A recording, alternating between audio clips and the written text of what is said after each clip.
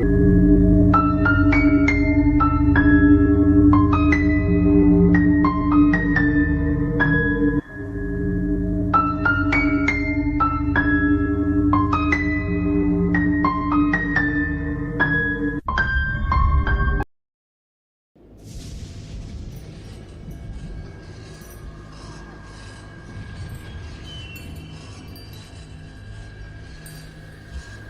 ini berawal ketika aku dan teman-temanku melakukan pendakian ke Gunung Cikuray di tahun 2008 lalu.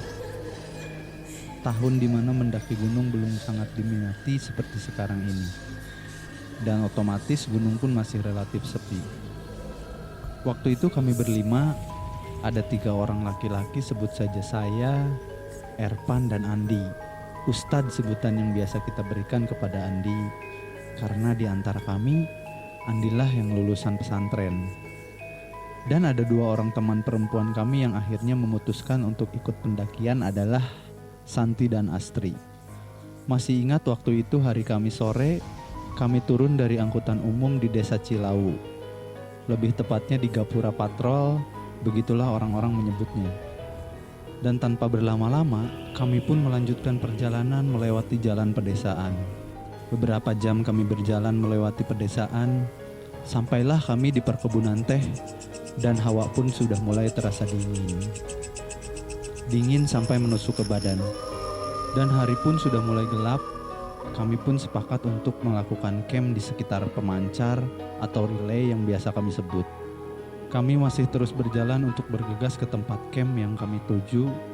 Di tengah hari yang hampir sudah gelap ini, suasana pun sudah mulai terasa hening dan sedikit terasa seram.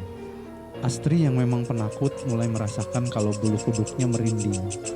Apalagi ketika mengingat malam itu adalah malam Jumat. Kemudian Astri pun berbisik kepadaku, "Aku kok merinding ya? Dari tadi berasa ada yang ngikutin gitu." Dan untuk menenangkan Astri, aku pun spontan hanya tersenyum kecil dan bilang ke Astri kalau itu hanya perasaannya saja.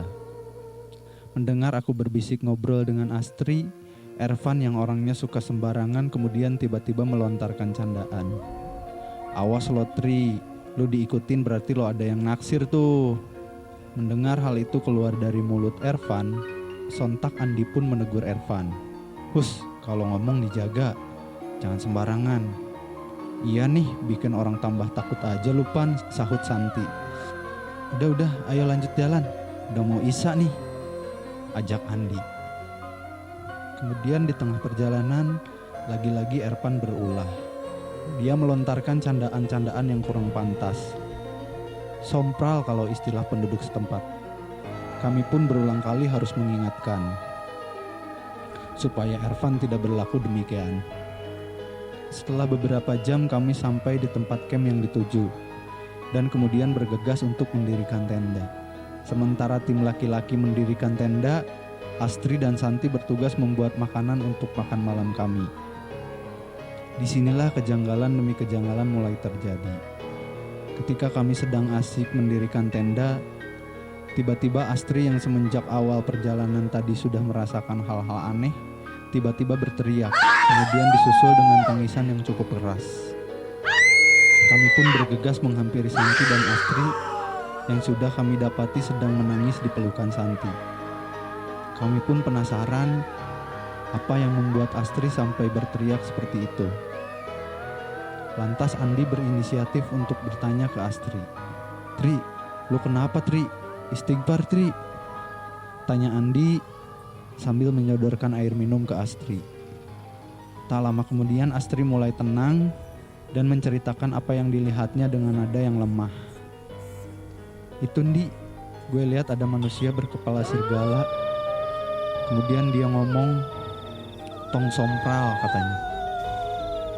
Yang dalam bahasa Indonesia artinya jangan sompral atau jangan sembarangan. Baru saja selesai bibir Santi bercerita, tiba-tiba tenda kami pun seperti ada yang melempari dengan kerikil-kerikil kecil. Kami semua terkaget dan kemudian serentak menoleh ke arah tenda tersebut. Tidak ada satu orang pun di sana. Hal tersebut menambah rasa takut di antara kami. Kemudian Andi berkata seolah menenangkan kami, Udah ayo baca-baca sebisa kalian. Insya Allah tidak ada apa-apa katanya. Seolah tidak diberi nafas, kami pun kembali dikejutkan. Ervan yang dari awal berkata sompral tiba-tiba kesurupan. Tubuhnya terguling di tanah, suaranya pun berubah menjadi berat. Andi yang memang bisa mengatasi orang yang kesurupan refleks langsung menangkap tubuh Ervan. Kemudian dengan suara yang berubah berat, Ervan tiba-tiba berbicara. Munrek arulin kadieu tong sompral sing bisa ngajaga kasopanan. Kemudian Andi pun membisikkan bacaan-bacaan doa ke arah telinga Ervan.